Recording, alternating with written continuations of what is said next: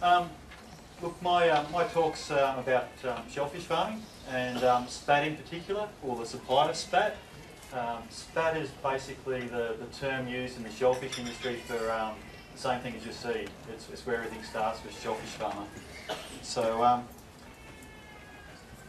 I'd like to thank Fisheries Research and Development Corporation, or FRDC. They sponsored me for this one. My background, I didn't really come into farming straight away. My parents were both military, and I'm a bit of black sheep of the family. They all went off and joined the services. I went and did aquaculture at the University of Tasmania in Launceston, and it was an ABAR report that sort of got me into shellfish. Saw that there was a pretty good return on investment. You didn't have to feed the animals, and it looked pretty good. So soon after graduating from uni, got down and went looking for some water. There was a moratorium on at the time, so there was no new water being released. But my wife and I, we managed to find some water that had been abandoned up the northwest of Tasmania. We set up a farm up there, but in the meantime, we've been specialising in shellfish hatcheries and working for other people. So I've worked for basically every other shellfish hatchery in the state. This is my family. This is Thomas is up the top there. He's 6 and likes to get his hands dirty and wants to be boss. Wants to be boss yesterday. Really, he's already asking. So, Daddy, when's my hatchery going to be built? I'm going, your hatchery? He goes, yeah, my hatchery. Oh, you can be boss for a little while, then it's my turn. Lily's down the bottom there, and Lily's 11, going on 20, and Anna, well, Anna would like to be 21 again. So basically, the farm's up the northwest here. It's in between Robbins Island and the mainland, and it gets a fairly good hiding through here. We've currently got a friend on there, and he's subletting it from us because I spend all my time over here in Bicheno and down in Toowoomba on the east coast, where all the hatchery production is. It's about a 12-hour return trip, so we don't get up there very often. I was working with Spring Bay Seafoods. Spring Bay Seafoods is a fully vertically integrated company, and they started off as a scallop farm, and that all went horribly wrong, and they realised that mussels were growing pretty well on all these scallop cages, so they started farming mussels. They couldn't get enough mussels in the wild, so they went, well, we need a hatchery. I was working for another hatchery called Shellfish Culture, producing them some mussels, and they soon became apparent that Shellfish Culture's focus was on oyster production, and Shellfish Culture couldn't supply them with enough mussels. So I was contracted to build them a hatchery, so about 7 years ago I did that, and that was located down in Toowoomba on the east coast, about an hour up from Hobart, and there's 3,500 hectares of subsurface marine farm. It's one of the largest holdings in the southern hemisphere. It's a fairly large piece of water. It's not fully utilised as yet, and it's got capacity to do over 3,000 metric tonne of mussels. I parted ways with them recently, but while I was there, it's set up as a mussel hatchery, and I went in with it with the eyes open, thinking I should be doing some oysters as well. So we started producing some oysters as well, and we're doing about 3 billion eyed larvae of mussels and about 200 million oysters each year. My background's also been in some scallops. I've had some small production of scallops and some small production of clams while at university, and also some green and black lip abalone. So I thought it was time to go away and have a look and see what else was out there and see whether we could step it up a gear. So I went over to the United States, to Norway, Sweden, Portugal, Spain, New Zealand, Canada, France, Guernsey, England and Scotland. And I was visiting shellfish hatcheries, selective breeding programs, genetic experts, shellfish farms, processors, retailers, universities, researchers, educators and industry advocacy. So I've got a bit of an interest across all those things. What I didn't mention just a moment ago was that I'm also involved in the oyster industry pretty heavily and have been for a while as the Tasmanian Oyster Research Council Chair, and also with the Oysters Australia and Oysters Tasmania. So I've got an interest in the whole sector. So that's what we're talking about. Oysters, obviously the oyster up the top here, mussels, clams. These are manila clams, the largest species being produced in the world, or the greatest number of animals being produced in that species. And then there's this. It's anyone seen one of these? Yeah, Tim got me to take the spinning bit off, but it's a gooey duck. It's farmed in Washington State. They found some in New Zealand, and it's worth about $80 a kilo in the Asian market. That siphon extends out to about this long, so it takes about 5 or 6 years to grow, and they get up to about 40 years old. World aquaculture, 60 million tonnes a year. It's worth about $119 billion, and at the moment it's keeping pace with population growth. So there's more fish protein, including shellfish here, fish protein being eaten today than there was 20 years ago. So we're actually keeping up with population growth.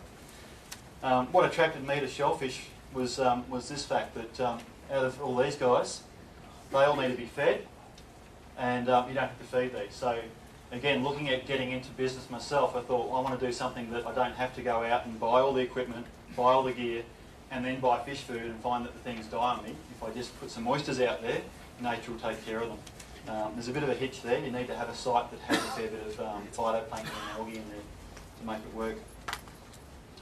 This is sort of the growth of bivalve production over the last 5 or 6 years. It's growing at 5% per annum. And clams are now surpassed oysters for production, and they continue to sort of pull away from oysters. So people are starting to really get the taste for clams and being able to learn how to grow them. Employment in the sector is growing at 5.5% per annum, and compare that with traditional agriculture, which is growing at about 0.5%. So aquaculture is still on a bit of an upward step. Oyster farming in Australia. This is benchmarking information for the Pacific oysters. There's a couple of species grown in Australia. There's the Sydney rock oyster and the Pacific. The Pacific oyster is a fairly productive, profitable sort of business. It is dependent on scale. So at the smaller end, you still make a reasonable percentage. I don't know if you can read that. That's about 27%. This is 45%, 46%, and about 37% up over here. So that's why people go oyster farming. It's good money. Production in Australia, oysters at the moment are about 14,800 metric tonnes. That's similar to what they were back in the 70s when the Sydney rock industry was the only one in town, and things were going pretty well before they had disease and pollution issues. So we're actually still, we've only just come back up to what there was 30, 40 years ago. The industry is worth about $100 million, and mussels are about 3,000 metric tonnes, and $10 million. Scallops, there's a couple of hatcheries and some people trying to farm scallops, but it's not really happening as yet.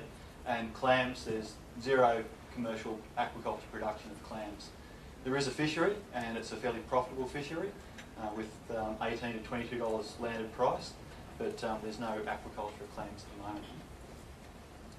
So I wanted to learn what was going on in other hatcheries. A lot of hatcheries are multi-species, and see if there's some technology that we're missing and that we should be bringing home. So I wanted to see what made them profitable, where their efficiencies were, and whether we could adopt some of those efficiencies, and how they approach things with management and their risk mitigation. So you can go very high tech, but the whole thing can crash on you, a bit like the Ferrari or Lamborghini that was being mentioned earlier. You end up in a ditch. Also the business structure. It's a fairly new industry, and getting those things right is pretty important. There's also some industry issues.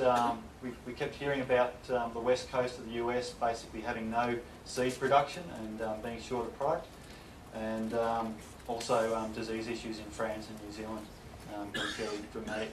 So I want to go away and see if there's any opportunities for the Australian industry to diversify into other species, but also if there was potential for us to maybe fill a gap and become exporters.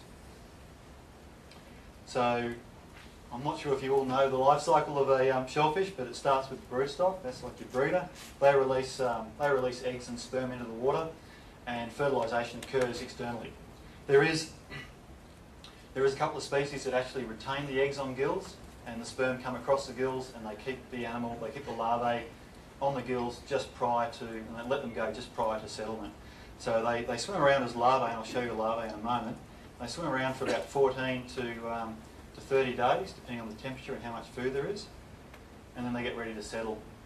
In the commercial production, it's settlement and nursery, so we start looking after them while they're still small, and then they go out to the grow-out farms. Underpinning all of that, though, is microalgae. So we need to grow the food to feed the larvae and to feed the shellfish to keep things going. That's within the confines of the hatchery and the nursery. When you get to grow out, it's basically nature takes care of things. Although, having said that, the French use shallow ponds called clairs, and they place oysters into the clairs for a period of time, up to 90 days, to get them nice and fat, feeding on the microalgae. So the microalgae starts off in these small flasks over here. We transfer and keep the bacteria out of them. This one's just been transferred that day. The next day it's here, and it's basically just a cycle. So one cell becomes two becomes four, and you're on this exponential growth. So we're starting with 100,000 cells here, and we end up with 95,000 cells per microlitre there, or 95 million cells per mil. So you get a fairly rapid exponential growth. And then it's just a matter of scaling that up. So we go up from the 5 litre flask into a carboy, then the carboys go into bags, and then the bags can be continuous culture. So we have water coming in up the top that's been sterilised and has nutrients added to it, and we have algae coming out all the time. The other way of doing it is big batch culture systems, and this is what the Americans are using. Broodstock needs to be controlled and manipulated so that we can do our spawnings and our production runs when it fits our requirements. We do that by manipulating the temperature.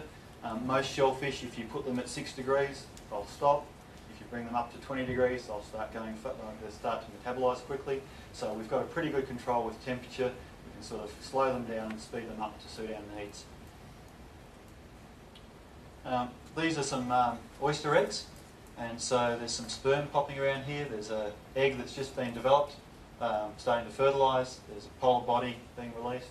So we get to see the whole thing. The sperm go into the egg, fertilisation. We can get a good idea as to what our fertilisation, our success is right from the start. This gives you an idea of the scale of things. These larvae here are basically ready to settle. They're day 7.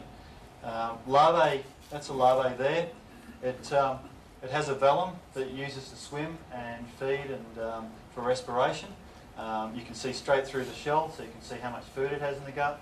So you can see its condition straight up, and we're checking it daily for growth. We want it to follow a growth schedule, and we also want to see that it has food. And there's little circles there that are basically its lipid reserves, and then we're looking for development. So as it gets close to that settlement stage, it grows a foot. So it has a foot, and that's it up there. And basically the oysters will secrete a cement. It's a bit like a super glue, and they'll stick themselves down to a substrate. So they put a bit of glue out, they roll over, stick themselves there, and they're there for life. Mussels use a bicycle thread. They'll stick with the bicycle thread. They can stay attached, and they can detach, attach, detach, attach, and they'll do that all through their life cycle, which makes it pretty difficult when you're trying to produce them in a hatchery, because you've got them, they're there, they're on a piece of rope, and then they're not there. They've all decided to bugger off on you. Clams and scallops do the same thing. They use a bit of bicycle thread initially when they're very small, but then they'll detach and reattach, and eventually they'll lose that. In most species, they lose that capability, so they end up being single seed. So the need for a hatchery. So without a hatchery, you've really got no predictability. It's a matter of sticking something in the water and hoping that it catches. You saw how small these things are. You're not going to go out with a net and corral them up. So we've got to be able to try and control the process. Getting that predictability is really important. A lot of shellfish farms I went to visit were vertically integrated, and they have a lot of processing and production on the tail end of things. They've developed markets, and if you don't have supply consistency, all of that's for naught. So the point is really, if you don't have supply, hatcheries are expensive. They're technically challenging at times, but if you don't have supply, you don't have anything. So a year without supply can basically cost you what it costs to set up a hatchery and to run one. It's a good insurance policy. Hatchery production also allows us to do what's called triploidy. Triploidy is where you manipulate the pole body release so that they retain an extra set of genes. For shellfish, this means that they don't reproduce, they don't put out eggs and sperm. That gives you a growth advantage in some species. It also means come summer, when most animals have got a lot of spawn on, you've got a firm texture without that pop in the mouth that you get with a lot of Australian oysters. The market for oysters is basically, and for shellfish, is pretty strong over the summer period. That's when animals spawn.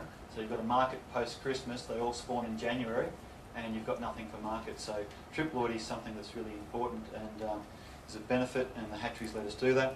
We also get to do selective breeding, and we get to apply estimated breeding values. We're setting up from scratch, so we've learnt a lot from what other industries have done within forestry and in animal husbandry. So we're looking for characteristics that actually make us money, not necessarily just growth.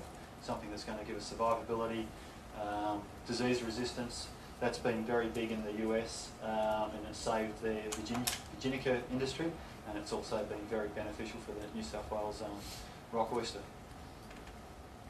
This is how it all happens. This is Alan Barton in Whiskey Creek in Oregon in the US. He's strip spawning an oyster. So we have an oyster that's not going to live through this. It's full of gametes, and he's doing about 8 to 9 billion larvae a year, eyed larvae, and so he doesn't have time for them to dim the lights and put the music on and have them spawn in their own way. So he just pops the top and squeezes it out. The eggs and sperm are then put into large tanks, and the larvae get to swim around in there. We put microalgae in there, and this is Sue Cub, the owner of Whiskey Creek, and she's just moving screens around. The water's drained across these screens. They're very fine, around about 45 micron, and that captures the larvae. They then get washed, assessed, counted, and put into a fresh tank. And Sue's looking over some of her tanks. She's got a lot of tanks, produces a lot of product. She's the largest independent hatchery producer in probably in the world, really. She plays a fairly safe game, and she'd have maybe 50, 60 million larvae in the tanks at the end of their cycle. This is Tony Smith in the UK. Power costs and labour costs are a little bit different over there, so he's doing the same thing in these small tanks. So 2 of these tanks are equaling one of those large tanks. Water's going in all the time, water's coming out all the time, and using heat recovery. With oysters, I was saying that they're produced in the hatchery. You can also produce them in the wild and catch them on the culch. That's sort of how the American industry's developed from, catching them in the wild. So there's still a large market for the meat product, and there's also single seed oysters. Mussels, we try to set them onto rope so they can go straight out to farming. Different parts of the world, they'll try and set them onto different culture media. In Canada and the US, they're trying to put them onto a net and grow them out on that. Clams, we keep them as single seed, and then they get put out into the seabed, usually in mesh bags to protect them from predators, and then later on they just get left free range. These scallops have been grown at a place called Martha's Vineyard. They've recently settled, and they're being put back out for fishery enhancement. Local fishers pay a licence, and that funds the hatchery. Eyed larvae being distributed out to tanks. And same thing with mussels. Oysters being grown in cages, in trays. This is the typical Australian method of doing things. We grow them up to a small size on shore and then put them into mesh cages and put them out into the water. One of the problems with that is that you actually need a marine lease, and they're pretty hard to come by. The other thing is you need to be tackling tides, so you can't go out at any time of the day and look at your stock and work it. You have to basically follow the tides, and on this occasion these guys have been caught out. Mussels, I was saying how they fall off. You'll see that there's some mussels on my finger here. Basically, if I give that a bit, if I had to let go of it, half of those mussels would have just drifted off. If you left them out of the water for another 10 minutes, they just start to slop off.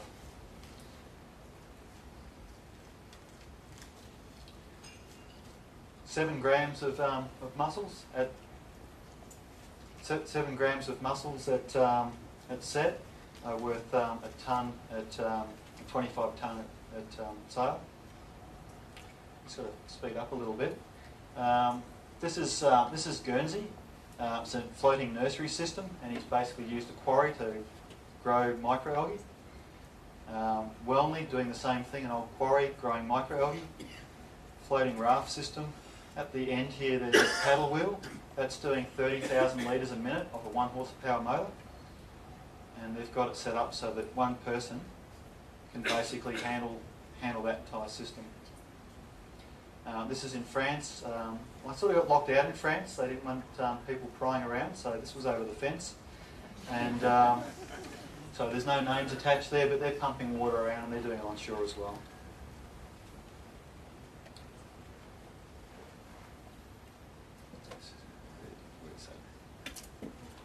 Computer.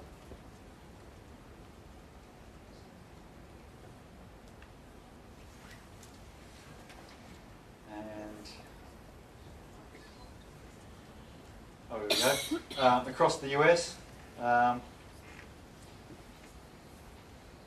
Oyster Festival in Milford Sound. Had a great time there. Lots of people enjoying oysters, splitting oysters.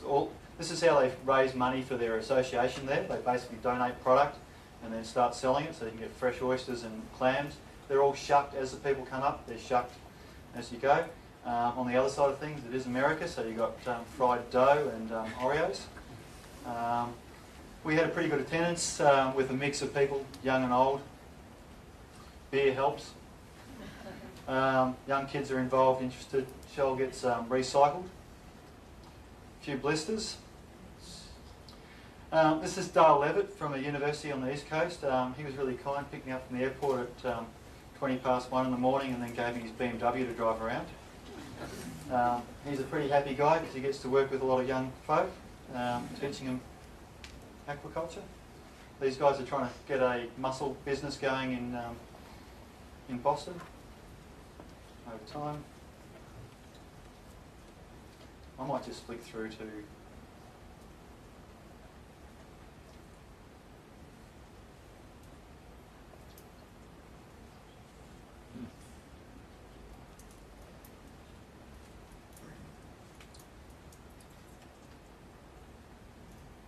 this guy's a geneticist that came up to the 3N and the 4N. Yeah, I sort of should really say this bit. I haven't done him justice there. He is a really smart guy. He does a lot of stuff with this, but occasionally he forgets his keys. He's got a program educating new people, bringing them into the industry, running a whole heap of breeding. France, they're doing a lot of work on genetics and disease.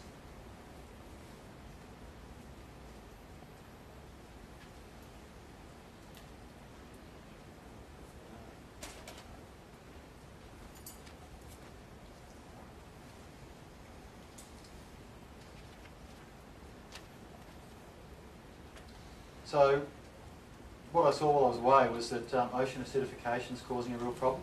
I'm running out of time. So basically, CO2 in the atmosphere is causing the pH of seawater to drop. I thought I didn't believe that it would happen. It's happening on the west coast of the US, and it's causing major disruption to their wild and their hatchery production. 75% reductions. It's taken them about 5 years to figure out what the problem was, and they're now trying to treat the water. It's okay within a hatchery, but out in the wild, who knows? This is the damage it's doing to the shells, and it's stopping them completing their early life cycle. Pacific oyster mortality syndrome, 80 to 90% mortality in New Zealand, France and New South Wales for Pacific oysters. It's impacting your fast, small growing stock. In New Zealand, it's taken a $30 million industry down to a $5 million industry. They were reliant on wild catch, so they were catching, Callum here was catching on sticks, growing them through, having a merry old time, except the catch went away, and what did live, and what was caught, started dying. What I saw was our hatchery technologies are basically, we could go and make a clam industry tomorrow if we wanted. We just need the need or the want to do it. Our mussel technology, we're in front of the world. And with oysters, I think we've got some opportunities with product diversification. Our nursery, we haven't got the efficiency of the land-based systems, and our hatchery technology is equal to anyone else. We just need to get over it's a term I use, collective intelligence, where we get outside of the competitive nature of things. Everyone doesn't want to talk to anyone because they're afraid they might get the best idea or start stealing the market. I think that we need to, as an industry, start looking at where that is, and I think that's within our staff, it's within our product, it's within the way we manage our facilities. But on the big issues, the big picture stuff like selective breeding, disease, polyploidy, energy efficiencies, those things, we should all be working together.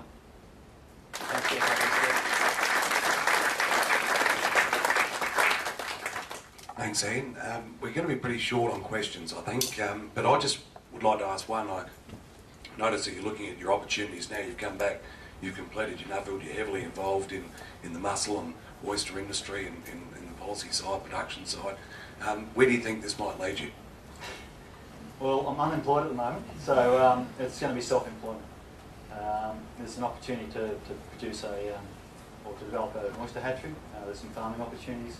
There's some interest overseas for technology and to start transferring and sharing that technology. So that's where I'm headed. Is there just one thing that you've learned that we don't do in Australia, that you can bring back? Because I'm just trying to see what that is. The one thing is actually look out and see what the opportunities are. We're growing a single species, we've got opportunities to do more than that. The way we manage staff, the way we manage our businesses. In the US they had staff that were working there that were dedicated and had been there for 30 years, but the businesses allowed them to go and do their own thing, their own farms. They valued them. There was slushy machines in some places. There was a real difference of attitude. The situation in Australia is that if people have worked in a hatchery for more than 5 years, they're veterans, and there's less than a handful of people that have worked for more than 10 years. So the way we look after staff and the way we look out to where we're going with things, efficiency of scale. Thanks, Ian. It sounds like your son will be right. You'll get your hatchery soon, and good luck. And here's Terry to present you with you.